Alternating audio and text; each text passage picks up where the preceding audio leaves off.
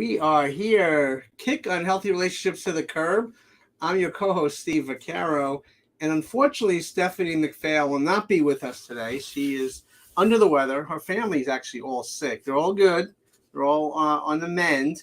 But she couldn't make the show today, so our thoughts and prayers go out to her. So if you were waiting for Stephanie, I'm sorry, guys. You're stuck with me. But I have a great guest. Laura is going to really entertain us with the work that she does. And it's amazing work. Laura is the founder of a full-service marketing firm with decades of experience in the ever-evolving marketing world.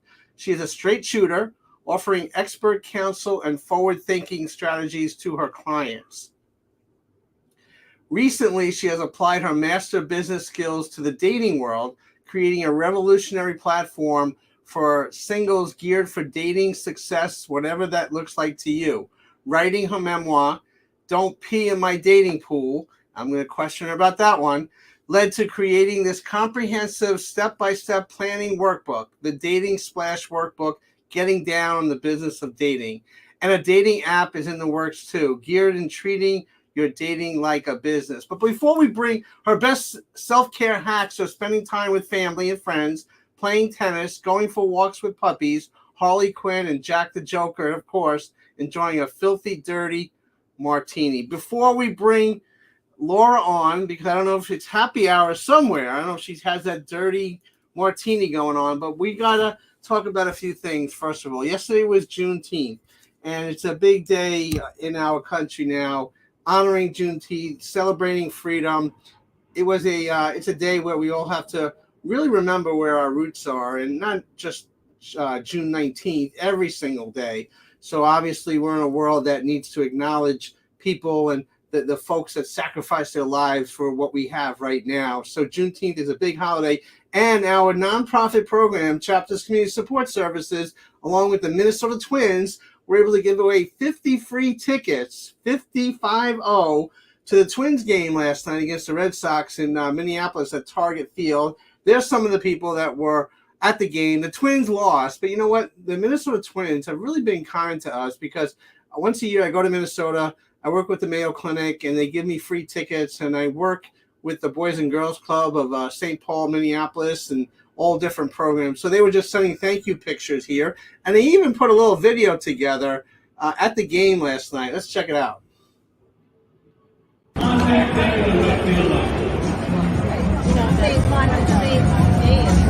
have 2 minutes to do shit. Okay, here's our group. Everybody wave. Everybody wave. Thanks for the tickets. Thank you. Chapters. Thanks to Chapters Rep and the Twins. Woo!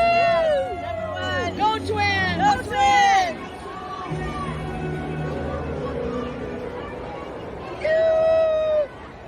And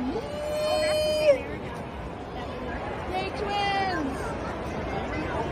Yay Steve. In Minnesota Target Field, nothing better than a 90-degree weather and a baseball game. If you like baseball, you like beautiful weather.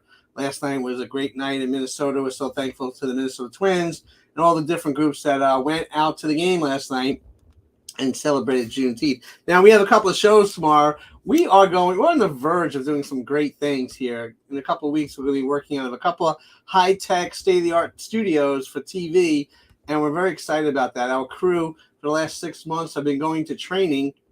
But tomorrow night, we have a show called Worth the Price of Admission with Jill Martin. She will be interviewing Jerry Cooney, the great heavyweight boxer who is from New York, and he's a great guy. 2-part series. The first part will be tomorrow at 7:30 to 8. Jerry Cooney, exclusive interview. You're going to really love this guy, and Jill did a great job interviewing him. So it'll be on this Wednesday and the following Wednesday for Jerry Cooney. We also have a couple other shows that are on tomorrow. We have the Retro Rap. We're interviewing Ricky Peterson, who is a keyboardist for many, many bands, but currently he's touring with Stevie Nicks. He's been touring with Fleetwood Mac. He's been a great friend. He's also from Minnesota. So this is a Retro Rap show, which I interviewed Ricky about a year and a half ago. So you want to check that out as well. And we have, I think, one more show we have to advertise here. And I want to make sure we say that. Well, we have our show today, Kick Unhealthy Relationships to the Curb, with Stephanie McPhail and myself. But we have our gala coming up on October 7th, which is our 10-year celebration of this show, The Chapters Wrap. We're honoring youth heroes Rachel Barcelona, Ashley Blum, Lauren Campos, Landis Sims, Tyler Gianchetta, and Santiago Pinckney, along with great musical acts and great people that we're going to be honoring. That's October 7th. You want to get your tickets real soon because they are going fast. I know it's a couple months away, but you really want to do that. But today, you have to give blood, guys. It's about giving blood. And I have a couple of statistics I want to share with you. So we pop them up on the screen. I want to share these stats with you because it's easy to give blood. And there's so many people that need blood. Check these stats out. 38% of the population are eligible to donate blood, but only 3% do. 3% do. We got to change that trend. There are 2.4 trillion red blood cells in 1 pint of blood. The human body manufactures 2 to 3 million red blood cells per second. It only takes 20 to 60 seconds for a drop of blood to travel from the heart through your body and back to your heart again. The most common blood type in the United States is O positive. 39% of the population have that, at least AB with only 0.5% of the population. Blood circulating in your body is composed of about 45 to 55% plasma, 30 to 40% red blood cells, and 4% platelets, and 1% white blood cells. Red blood cells circulate in the body for about 4 months, platelets for about 9 days, and white blood cells range from a few hours to several days.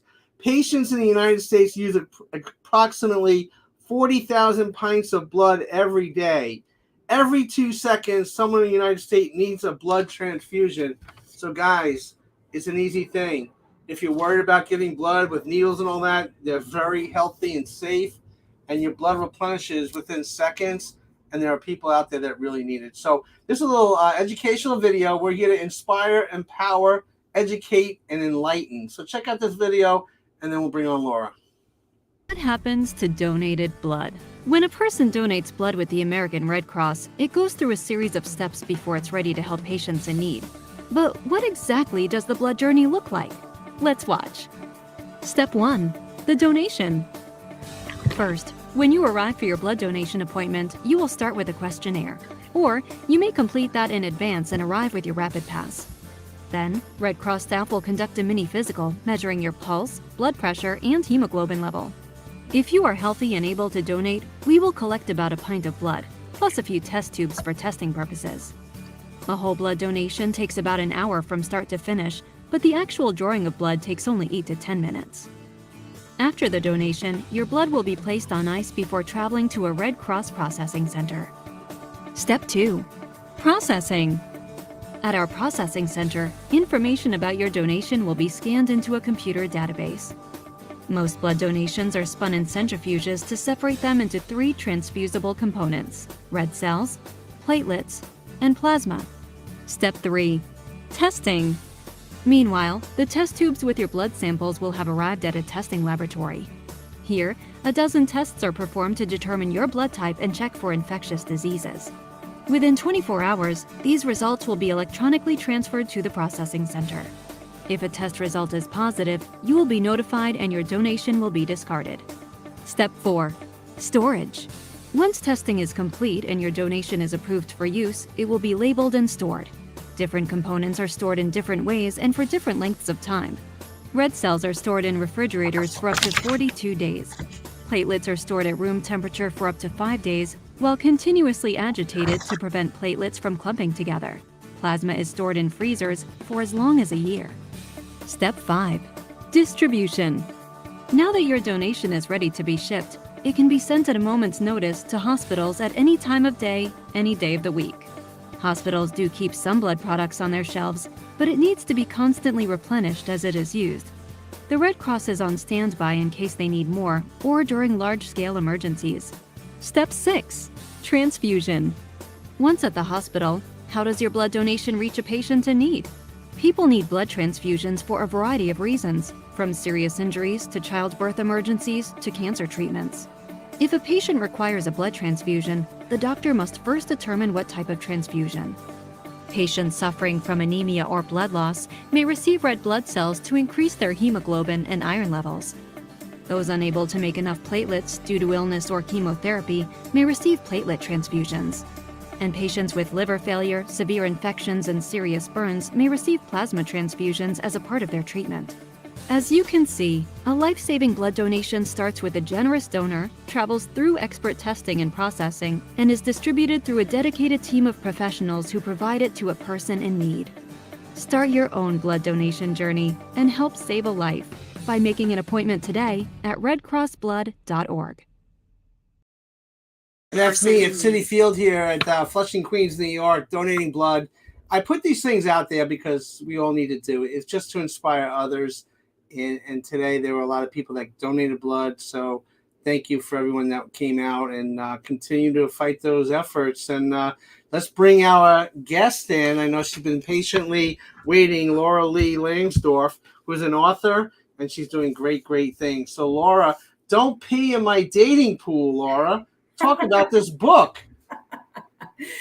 Yeah, well, it was a long time coming.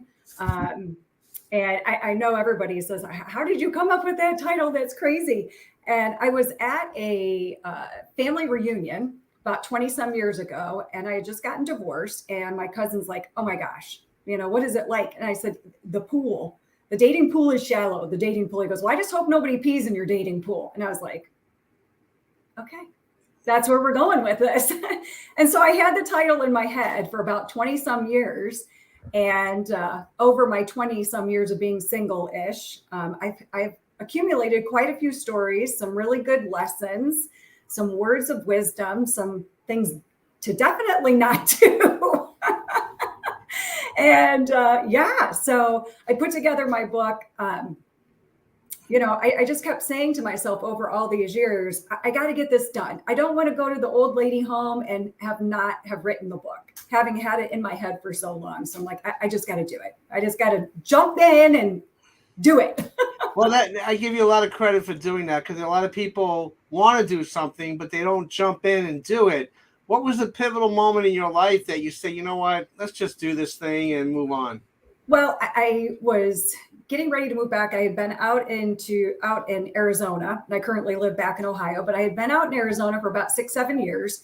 I had run into a group of gals, and they were in a different phase of their lives where we were all trying to figure out what to do next. And I'd always wanted to write this book. And this gal's like, hey, maybe you could turn this into something more, like maybe more of a platform. And I just think with the support of her, this Recreate group, which is based out of Arizona, and also my family, my friends, everybody's like, just do it. Listening to my story for so many years, they're like, you got to get it out there. It's relatable. It's definitely relatable. That's right. So you use the term single-ish. What does that mean per se? Well, it's post-divorce in different relationships of different lengths. It could have been one date. It could have been 3-4 years. Mm-hmm. And, I always tell everybody, good words of wisdom from somebody else, I gather, because I always think repurposing is the best, right? But a good girlfriend of mine had said, you have to date somebody for 4 seasons.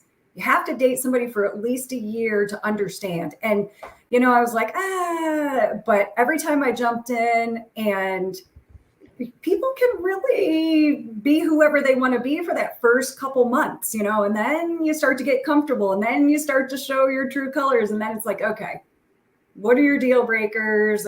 What's going on here? So, well, I think that's a good rule of thumb. 4 seasons. Obviously, if you're on the East Coast, you have winter, spring, summer, and fall. Yeah. Sometimes you don't have all those seasons, but you really see a person's character and personality when you go through those seasons. So that's pretty wise on your part. Yeah. You go through a lot in a year. You think about what has transpired in just the last year of your life and what happens and all the challenges, all the ups and downs and everything. And, they say you can trust somebody's true character of how they are when they were delayed in the airport. Well, try to date somebody for a year and go through all of those things, including going through an airport with them, and see how they handle it and see, what comes out the other side. It's like, oh, I don't think I want to go on this trip with you. And Laura, I'm sure you've run into people that people don't really go through the 4 seasons. Maybe they go through half a season or a season and say, this is the person, this is it. I'm going to hang my hat on this relationship. That's a pretty dangerous zone to get into sometimes, right? Yeah. And I think especially when we're older, because we all come with baggage to some degree. And I always say, it's either just my purse full or it could be a semi truck moving cross country, but everybody comes with baggage. So you just don't quite know exactly what the dynamics are with kids and past relationships and exes and, getting into careers and all these different things. So you just don't know what you're getting yourself into. So I like that rule. Another rule that kind of goes with that is, you got to watch somebody if they've been married for a long time and they're not 2 years out. Because I just feel like they go through so much transition in those first 2 years of being divorced or getting out of a really long-term relationship. So, there's a lot of changes going on in somebody's life. I think when we're in our second round of dating, I guess you'd say, second, third, fourth. Yeah, you're by trade, you're also a marketing person. So you're really getting people out there. And how do the two coexist within the work that you do? Well, right now, it's interesting because I have owned a marketing firm for over 26 years now. And everybody's like, oh, you should be able to know how to market a book and market this. Completely different. I have a niche in the funeral profession. That's what I've concentrated on most of my marketing career. So learning how to market the book versus marketing everything else that I do, and me as my own client, I'm terrible. I'm a bad client. So yeah, I mean, I do both of them. I'm knee deep in both of them all the time. That's for sure. Right. This is Kick on Healthy Relationships to the Curb. Stephanie is out ill today. We have Laura Lee Langsdorf, author and doing great work for many, many years. What's your biggest challenge that you have when you work with people? With which one? With the marketing or with my relationships? Well, let's do relationships. This is a relationship kind of show, so let's do relationships. We'll have to get you back on and talk about marketing specifically. Yeah. Let's talk about relationships. Well, and it's interesting because you have relationships with your clients, as much as you do, as you guys understand too, as much as you do with this dating side that I'm working on. And I feel like with the dating side, all you can do is give them your ear and really listen to them and try to be empathetic and understanding what they're trying to accomplish. And that's really where this workbook came in. I have this book and it's my experiences. And then what you're showing right now is the workbook. And I feel like I got to a point in my dating where I was all over the place. And I feel like a lot of people jump into the dating pool not really very prepared. And I didn't either. I thought, oh, hey, I've done this before. I did it years ago. I'm just going to jump back in and find my Prince Charming or Princess Charming or whoever was going to come along. And I found out that you just don't have enough time in the day to figure this out. And I had to get very purposeful, which is really where the two melded together with my business background and the dating. I started to think about, let's clarify. Let's get really clear on my why. Why am I dating? What am I trying to accomplish? Do I want to just have camaraderie and companionship? Do I want to date somebody for long-term relationship or get married? I mean, all these different things. And the book, the workbook itself takes you through, let's get clear on yourself and why you're dating. And then let's think about who is this person. And we go into the ABCs and the dreaded Ds, which I call are my deal breakers. And I always say when you say, oh, but they're so cute, they're so nice, but they have one of your deal breakers, don't do it. No matter how much you think that they're going to be there, just don't do it. So Laura, you're saying don't compromise on those deal breakers. Yes. Yeah. And, none of us gets 100% of anything, and I had a gal I've been talking to, and she said, well, my boyfriend, he just doesn't want to get into these long, deep, dark conversations. Like, let's get deep. And I said, he's not your person for that. Find a girlfriend or find somebody else who wants to get in those deep conversations. None of us can be everything to our partner. That's why we have hobbies and other interests and things like that. You just can't be everything. And she was like, this big light bulb went over her head. She's like, oh, I'm like, you can have a great relationship with somebody. They may not be 100% of what you're looking for. But again, don't go to those D's, the deal breakers. I tried it myself. Oh, it'll be fine. No, it's not fine. It doesn't work.